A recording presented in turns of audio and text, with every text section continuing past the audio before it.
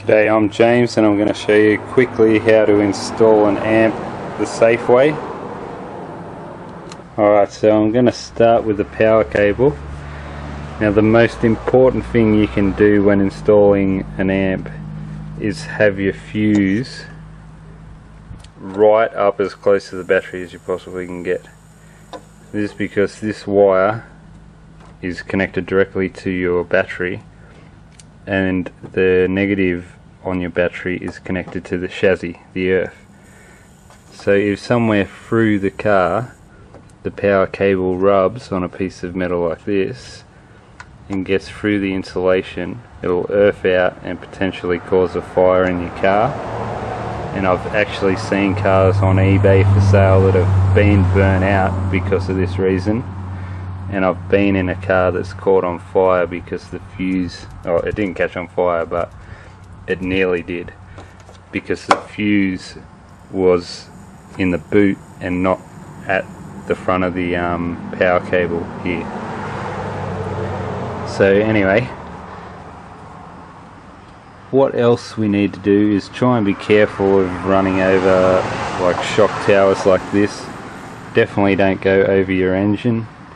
You just want to make as straight as possible line straight through your engine bay, underneath anything. Like I should probably take that cable out and move it around the shock tower. And then when you go through the firewall, there's a little rubber grommet down there that I just punched a hole in and fed it through that.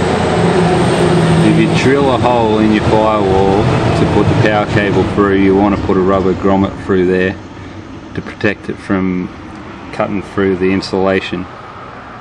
Now from inside the car, this is where the firewall is. There's my power cable. I've got it running down the side of the car all the way out to the back, underneath the carpet, out of view.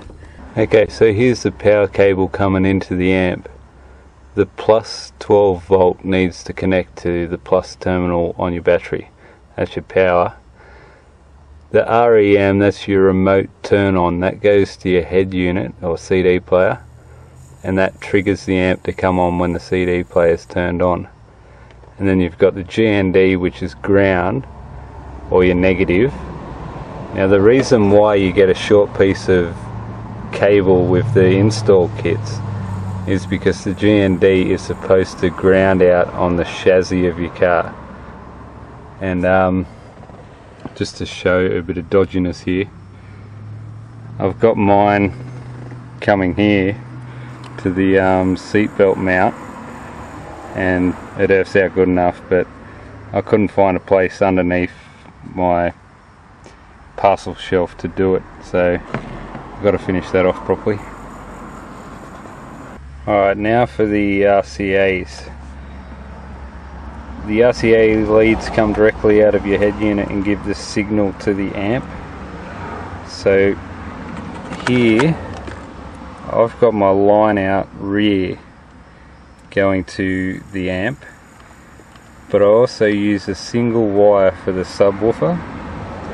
And don't be worried that if your 4-channel amp's got 4 inputs for RCA leads and stuff like that. I'll explain it later, but basically you just plug your RCA leads in like a house stereo or TV or whatever.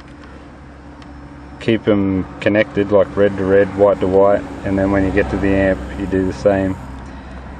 Now it's up to you.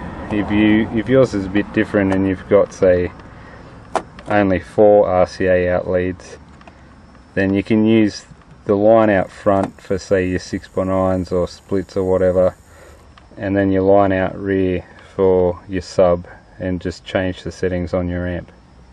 Okay, so here they are connected.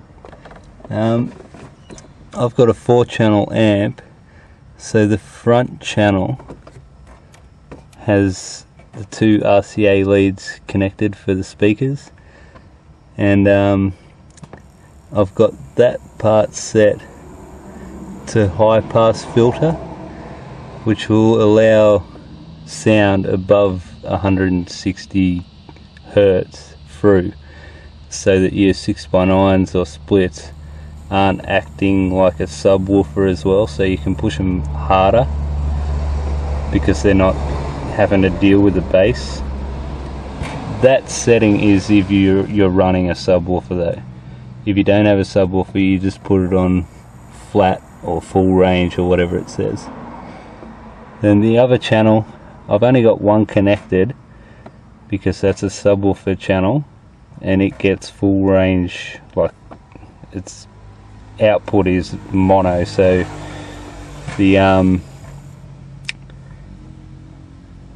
head unit takes care of that, and when you only plug in one it just deals with it as mono anyway. So my rear channel is set to low pass filter, and then you've got adjustments like gain and at what frequency you can run at. Another important note with the RCA leads is run them down the car on the opposite side to the power cable. So you can get interference from the power cable, which can lead to distortion that you will notice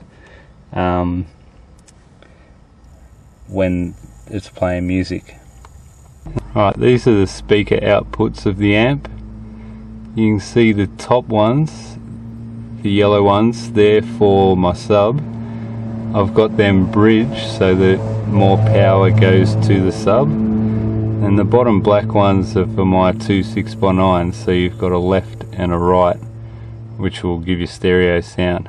You can see the fuses on the amp as well. They're to protect the amp itself. So the fuse that's right next to the battery, that protects your car if that wire burns out or whatever.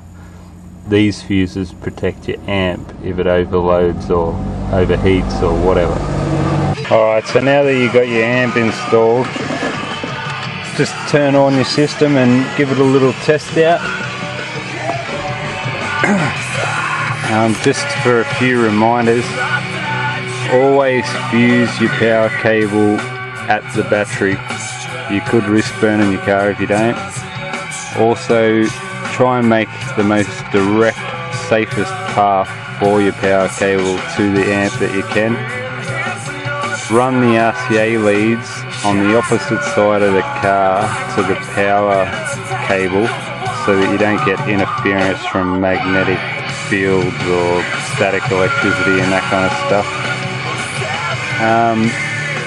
The sub should be set to low pass filter, and if you're running a sub, set your 6x9s to high pass filter. Always remember that it's important to run positive and negative to the correct terminals on your speakers. I've heard that you can reduce your bass if you mix them around the wrong way. Also, if your CD player doesn't have a remote turn on, you can run a lead from your fuse directly to the remote turn on and have a switch so that you can manually turn your amp on. That's basically all your head unit does with the remote turn on, is just give a little power signal to the amp to let it know that it's on. And also your earth or your ground should go directly to your chassis, and that'll eventually earth itself out to the negative terminal on your battery. I hope this helps, and feel free to comment or give me the thumbs up or down.